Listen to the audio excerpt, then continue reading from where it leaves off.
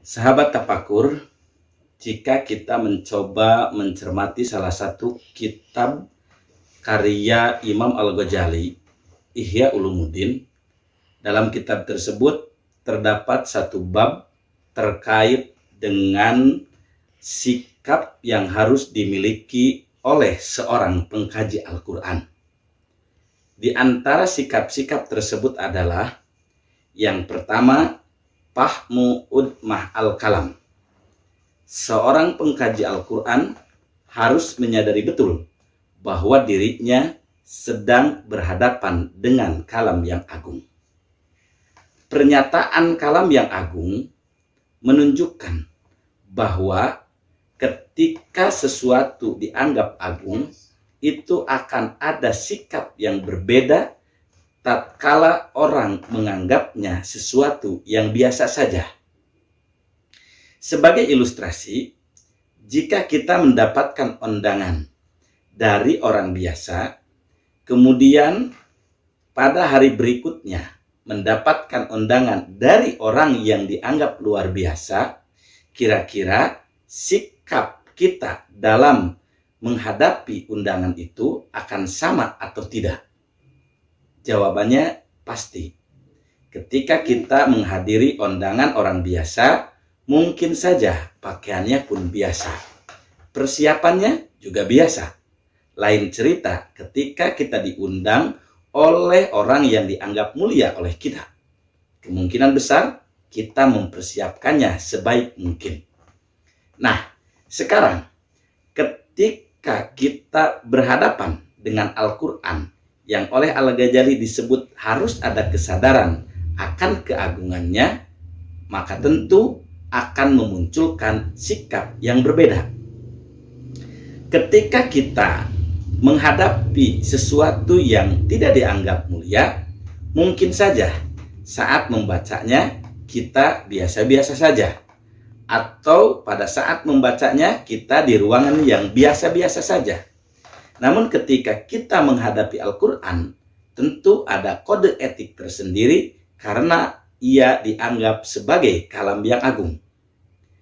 Minimal, barangkali ketika kita hendak membaca Al-Quran, kita mempersiapkan diri secara matang, tidak asal-asalan, karena menyadari bahwa kita akan berhadapan dengan kalam yang agung. Itu yang pertama. Yang kedua, yang harus dilakukan oleh pengkaji Al-Quran adalah tazkiyatun nafs. Tazkiyatun nafs merupakan upaya proses pensucian jiwa. Nafs, kalau kita terjemahkan secara lebih sederhana, adalah citra diri. Yang mana citra diri itu bermuara pada perilaku atau sikap.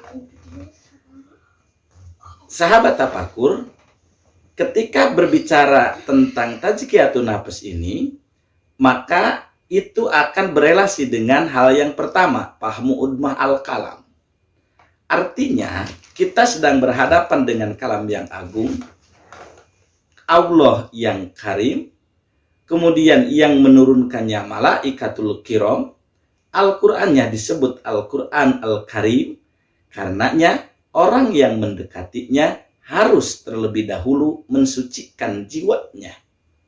Sebab ketika seseorang yang penuh dengan dosa, yang banyak belenggu-belenggu kemusyrikannya, kemungkinan besar walaupun ia bisa membaca Al-Quran, bisa mengkaji Al-Quran, tetapi kata Al-Quran itu sendiri bahwa akan ada benteng penghalang antara dirinya dengan Al-Quran, hijabam mahjuro. Bisa jadi orang yang tidak beriman, orang yang tidak memiliki akhlak yang bagus, bisa saja mengkaji Al-Quran. Namun antara Al-Quran dengan dirinya itu akan ada hijabam mahjuro. Agar tidak terjadi hijabah mahjuro, layak dan pantas manusia terlebih dahulu untuk mensucikan jiwanya, mensucikan perilakunya. Karenanya pada suatu kesempatan Imam Waqi pernah menasihati seorang muridnya ketika seorang murid itu bertanya kepadanya, bagaimana keadaanku yang su'ul hifdi, yang kalau dalam bahasa kita agak susah untuk menghafal. Imam Waqi itu menyebutkan antarkil ma'asi, untuk meninggalkan kemaksiatan-kemaksiatan. Meninggalkan kemaksiatan itu akan membersihkan jiwa. Ketika jiwa itu bersih, kemungkinan akan terkoneksi dengan alam-alam malakut yang dengannya akan memudahkan Al-Quran masuk ke dalam diri kita. Yang ketiga, syarat seseorang yang ingin mengkaji Al-Quran itu adalah takhalli. Takhalli sebenarnya merupakan rangkaian dari tazkiyatun nafs. Taholi itu artinya adalah mengosongkan hati dari sesuatu selain Al-Quran. Ini mengisyaratkan kepada kita agar Al-Quran bisa masuk ke dalam hati, seseorang harus mengeluarkan segala sesuatu selain Al-Quran, selain Allah dari dalam hatinya. Kenapa demikian? Karena ketika seseorang di dalam hatinya sudah dipenuhi berbagai gagasan, berbagai pemikiran, maka hati itu menjadi penuh dengan gagasan dan pemikiran itu. Nah, ketika sudah penuh, kemudian dimasukkan ke dalamnya Al-Quran, kemungkinan besar Al-Quran akan tidak bisa masuk. Mirip dengan keler ini. Jika keler ini sudah penuh dengan air putih, kemudian kita memasukkan air susu, kemungkinan besar air susu itu tidak bisa masuk, atau bisa jadi air susu masuk tetapi bercampur dengan air biasa.